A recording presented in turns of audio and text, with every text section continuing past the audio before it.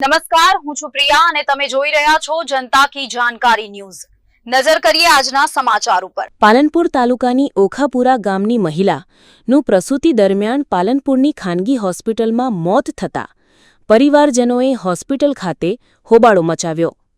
ડોક્ટરની બેદરકારીથી પ્રસૂતાનું મોત થયું હોવાના પરિવારજનોએ કર્યા આક્ષેપ। 30 વર્ષીય પરિણીતાનું પ્રસૂતિ દરમિયાન મોત થતાં પરિવારજનોમાં આક્રોશ। હોસ્પિટલ આગળ મોટી સંખ્યામાં પ્રસૂતાના પરિવારો પહોંચ્યા। પરિવાર દ્વારા હોબાળો કરવામાં આવતા પોલીસ પહોંચી ઘટનાસ્થળે। પ્રસૂતાના મોતને લઈને ડોક્ટર ઉપર ફરિયાદ નોંધાવવાની પરિવારજનોએ કરી માંગ। ડોક્ટર ઉપર ફરિયાદ નહીં થાય તો મૃતદેહ સ્વીકારવાનો પરિવારજનોએ કર્યો ઇનકાર। રિપોર્ટ ભરત ઠક્કર, ડીસા, બનાસકાંઠા।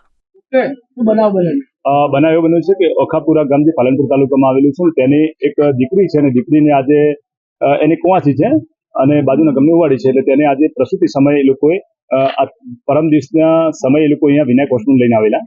જે તે સમયે ડોક્ટરે કીધું તમારે ત્યાં પ્રસૂતિ થઈ જશે, કોઈ ચિંતા કરતા નહીં। અને એમને બિલ પૂછેલું ત્યારે અંદાજે ડોક્ટરે 2.5 લાખ રૂપિયાનો આંકડો કીધેલો પ્રસૂતિ કરાવવાનો।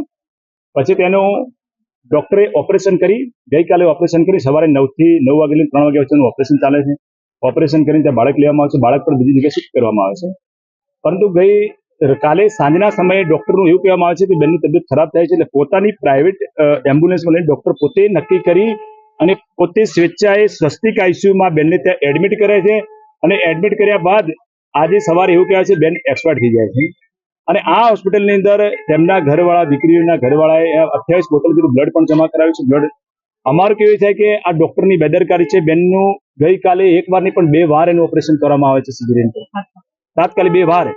અમારું કેવું થાય છે કે આ ડોક્ટરની આવું નહીં પણ આ મહિનામાં એનો બીજો પણ બનાવ છે, જે અમીરગઢ તાલુકાની ખુણિયા ગામની દીકરીને ઇકબાલગઢ એડમિટ કરી તાત્કાલિક તેનું પણ બ્લડ નીકળી જાય છે, બ્લડ વહે છે, તેના કારણે હોસ્પિટલમાં એડમિટ કરાય છે।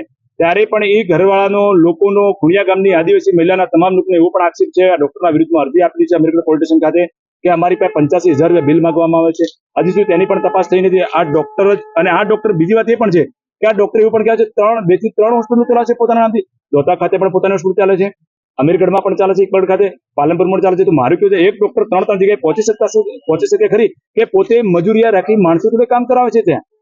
અમારો આક્ષેપ એ પણ છે કે આ ડોક્ટરની બેદરકારીના કારણે આ બેન એક્સપાયર થયા છે। જ્યાં સુધી ડોક્ટર ઉપર ગુનો દાખલ નહીં થાય ત્યાં સુધી આ બેનની બોડી અમે લેવાના નથી।